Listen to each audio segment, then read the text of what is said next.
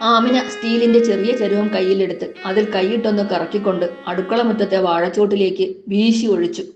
അവൾ നിന്നിടം മുതൽ വാഴച്ചോട് വരെയും നല്ല വെളുത്ത നിറത്തിലെ വലിയ വറ്റുകൾ ചിതറി വീണു. കറുമ്പിപ്പൂച്ച ആമിനയെ നോക്കി ദയനീയമായി തേങ്ങി. മ്യാവൂ. പാവം, അവൾക്കും വിശക്കുന്നുണ്ടായിരുന്നു. ഇന്നാകട്ടെ മീനിന്റെ തലയും കിട്ടിയില്ല. മഴ നനഞ്ഞ് ചിറകുകൾ കുതിർന്ന ഒരു കാക്ക വാഴക്കൈമേലിരുന്നു കൊണ്ട് കറുമ്പിയെ ചാഞ്ഞും ചരിഞ്ഞും നോക്കി. പിന്നെ നിലത്തു ചിതറി വീണ ചോറിലേക്കും. അവൾക്ക് കൂട്ടിലിരുന്ന് വിശന്ന് വായുപിളർന്ന് കരയുന്ന പറക്കമുറ്റാത്ത തന്റെ കുഞ്ഞുങ്ങളെ ഓർമ്മ വന്നു. പെരുമഴക്കാലമാണ്. ഇടവപ്പാതി തകർത്തു പെയ്യുന്നു. പുറത്തിറങ്ങി ഇരതേടിക്കൊണ്ടുവരാൻ പറ്റാത്തത്ര മഴ. ഇത്തിരി ഒന്ന് തോർന്നു നിന്ന സമയം നോക്കിയാ ഒന്ന് പുറത്തിറങ്ങിയത് തന്നെ. ഈ വറ്റെങ്കിലും കൊത്തിപ്പെറുക്കി കുഞ്ഞുങ്ങൾക്ക് കൊടുക്കാമെന്ന് വെച്ചാൽ എങ്ങനാ? ആ പൂച്ച അവിടെ നിന്നും ഒന്ന് മാറിയിട്ട് വേണ്ടേ? അവൾക്ക് ദേഷ്യവും സങ്കടവും വന്നു. കറുമ്പി പൂച്ചയ്ക്ക് എന്തായാലും ചിതറി വീണ വറ്റുകൾ നുള്ളിപ്പെറുക്കിയെടുത്ത് കഴിക്കാൻ പറ്റില്ല. അവൾ ഒന്ന് മാറിയിരുന്നെങ്കിൽ തന്റെ കുഞ്ഞുങ്ങളുടെ പട്ടിണി അകറ്റാമായിരുന്നു. അവൾ നിരാശയോടെ കാ കാ എന്ന് നീട്ടിക്കരഞ്ഞു. അകത്തെ മുറിയിലെ ചാരുകസേരയിലിരുന്ന് ജനാലയിലൂടെ ഈ കാഴ്ചകൾ നോക്കിക്കൊണ്ട് അബൂബക്കർ നെടുവീർപ്പിട്ടു. മുന്നിൽ കിട്ടിയ ഭക്ഷണം കഴിക്കാൻ പറ്റാത്ത പൂച്ചയെയും കാക്കയെയും കണ്ടപ്പോൾ അയാൾ തന്റെ ഉമ്മയെ ഓർത്തു. അയാൾ കുറേ വർഷങ്ങൾ പുറകിലേക്ക് മനസ്സുകൊണ്ട് യാത്ര പോയി. അന്നൊരിക്കൽ കൊടിയും പിടിച്ച് പാർട്ടിയുടെ പിന്നാലെ പോയ വാപ്പ പിന്നെ തിരിച്ചു വന്നിട്ടേയില്ല. അതിൽ പിന്നെ തൻ്റെ ഉമ്മ ഖദീജുമ്മ എത്ര കഷ്ടപ്പെട്ടിട്ടാണ് തങ്ങളെ വളർത്തിയത്. അയലത്തെ വീടുകളിൽ പണിക്ക് പോയിട്ട് വരുന്ന ഉമ്മായെ അയാൾ നേരിൽ എന്നോണം വീണ്ടും കണ്ടു.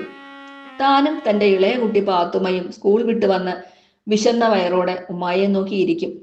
വഴിയിൽ കണ്ണും നട്ട് ദൂരേന്ന് ഉമ്മാടെ വരവറിയിക്കുന്നത് തലയിൽ ചുമന്നുകൊണ്ടുവരുന്ന വലിയ കെട്ട് തോലാണ്.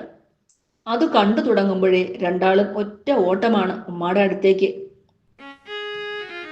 ആടിന് കൊടുക്കാനുള്ള തോലും തലയിലേന്തി ഒരു കയ്യിലെ ചെറിയ അലുമിനിയം ബക്കറ്റിൽ കുറച്ച് കഞ്ഞിവെള്ളവും മറ്റേ കയ്യിൽ പേപ്പറിൽ പൊതിഞ്ഞ പഴത്തൊലിയും മറ്റുമായി തലയിലെ ചുമടിൽ പിടിക്കാതെ ബാലൻസ് ചെയ്തുകൊണ്ട് ഉമ്മാടെ ഒരു നടത്തമുണ്ട്. നല്ല ചേല അത് കാണാൻ. മുഷിഞ്ഞ വെള്ളമുണ്ടും നീളൻ കൈയുള്ള കുപ്പായവും തലയും ദേഹവും മൂടി പൊതിഞ്ഞ ഒരു തുണിയും, അതായിരുന്നു ഉമ്മായുടെ സ്ഥിരം വേഷം. പാത്തുമ്മ ഓടിച്ചെന്ന് ഉമ്മാടെ കയ്യിലെ പേപ്പർ പൊതി പിടിച്ചു വാങ്ങും. പിന്നെ രണ്ടാളും കൂടി അത് തുറന്നു നോക്കും. മിക്കവാറും നിരാശയായിരിക്കും ഫലം. അങ്ങനെയുള്ള ദിവസങ്ങളിൽ ആ ഏത്തപ്പഴത്തിന്റെയും കപ്പപ്പഴത്തിന്റെയും ഒക്കെ തൊലി വെറുതെ കാർന്നു തിന്നും താനും പാത്തുമ്മയും. ചില ഭാഗ്യമുള്ള ദിവസങ്ങളിൽ ആ പഴത്തൊലികൾക്കുള്ളിൽ ഇത്തിരി പഴത്തിന്റെ ബാക്കിയും ഉണ്ടാകാറുണ്ട്. ഉമ്മ ജോലിക്ക് പോകുന്ന വീട്ടിലെ കുട്ടികൾ മുഴുവനും കഴിക്കാതെ വീട്ടുകാർ കാണാതെ കളഞ്ഞ പഴത്തിന്റെയും മറ്റും ബാക്കി. അത് കാണുമ്പോൾ പാത്തുമ്മയുടെ കണ്ണുകൾ വിടരും. ഖദീജുമ്മയുടെ കണ്ണുകൾ നിറയും. അവർ മുഷിഞ്ഞ തട്ടം കൊണ്ട് കണ്ണുകൾ ഒപ്പും. വീട്ടുകാർ ചോദിക്കാറുണ്ട്, എന്തിനാ ഖദീജയെ ഈ ആ പഴത്തൊലിയൊക്കെ ഇങ്ങനെ പൊതിഞ്ഞോണ്ടോണേ? ആ വെള്ളത്തിലേക്ക് അങ്ങ് ഇട്ടാ പോരെ? ഓരോന്നോരോന്ന് പിടിച്ച് ഇങ്ങനെ പാടുപെടണോ? അതേ, എന്റെ ആടിന് പഴത്തൊലി വെള്ളത്തിലിട്ട് കൊടുത്താലേ ഓൾക്ക് അത് ഇഷ്ടേ അല്ല. അതുകൊണ്ടാ ഒക്കെ കടിച്ച് നിലത്ത് കളയുന്നേ. ഓരോന്നിങ്ങനെ എടുത്ത് അവളുടെ വായ്ക്കകത്തേക്ക് വെച്ചു കൊടുക്കണം. അതാ അവൾക്കിഷ്ടം. കൊല്ലാൻ കൊണ്ടുപോയാലും കള്ളം പറയരുത് എന്ന് ഞങ്ങളെ പഠിപ്പിച്ച ഉമ്മ ചിരിച്ചുകൊണ്ട് മനോഹരമായി കള്ളം പറയും. രാത്രി ചിമ്മിനി വിളക്കിന്റെ വെട്ടത്തിൽ ചാണകം മെഴുകിയ നിലത്ത് ഞങ്ങൾ മൂന്നാളും വട്ടത്തിലിരിക്കും. ഈർക്കിൽ കൊണ്ട് കോട്ടിയ പ്ലാവിലെ തവികളും കയ്യിലുണ്ടാകും. ഉമ്മ കൊണ്ടുവന്ന കഞ്ഞിവെള്ളത്തിൽ നിന്നും ഞങ്ങൾ വറ്റുകൾ ഊറ്റിക്കോരിയെടുത്ത് കഴിക്കും. വിശപ്പില്ല എന്ന് പറഞ്ഞുകൊണ്ട് ഉമ്മ മുഴുവനും ഞങ്ങൾക്ക് തരും. ഈ മക് ഒരിക്കലും വിശക്കൂലേ? പാത്തുമ്മയുടെ ചോദ്യത്തിന് മറുപടിയായി ഉമ്മ പുഞ്ചിരിച്ചുകൊണ്ട് അവളുടെ കവിളിൽ ഉമ്മ വയ്ക്കും.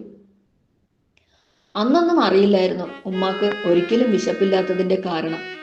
അന്നൊക്കെ കഞ്ഞിവെള്ളത്തിൽ ഒരുപാട് വറ്റുണ്ടാകുന്നതിന്റെ കാരണവും അറിയില്ലായിരുന്നു.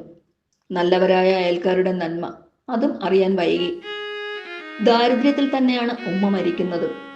ഇന്ന് ഒന്നിനും ഒരു കുറവുമില്ലാതെ ജീവിക്കുമ്പോഴും വിശപ്പില്ലാതെ ജീവിച്ച ഉമ്മ ഉള്ളിലൊരു നൊമ്പരമായി ബാക്കി നിൽക്കുന്നു. നിറഞ്ഞു തുളുമ്പിയ കണ്ണുകൾ തുടച്ചുകൊണ്ട് അബൂബക്കർ അടുക്കളയിലേക്ക് നോക്കി. ജോലി തിരക്കിലായിരുന്ന മരുമകൾ ആമിനയെ നീട്ടി വിളിച്ചു. ആമിന, വാപ്പാക്കിത്തിരി ചൂട് കഞ്ഞി ഇങ്ങെടുക്ക് മോളെ. ഒക്കുമെങ്കിൽ ഒരു പ്ലാവിലെ കരണ്ടിയും. മയമില്ലാത്ത സ്വരത്തിൽ ആമിന ഉറക്കെ വിളിച്ചു പറഞ്ഞു. ഇന്ന് നെയ്ച്ചോറ പാപ്പ ഉണ്ടാക്കിയത്. പിന്നെ അവൾ പിറുപിറുത്തു. ഇന്നലത്തെ കഞ്ഞി കളയും വരെ മിണ്ടിയില്ല കിളവൻ. അബൂബക്കർ കണ്ണുകൾ അടച്ചു മെല്ലെ കസേരയിലേക്ക് ചാരിക്കിടന്നു. മഴ നനഞ്ഞുകൊണ്ട് വാഴക്കൈയിലിരുന്ന് ആ കാക്ക അപ്പോഴും കരയുന്നുണ്ടായിരുന്നു.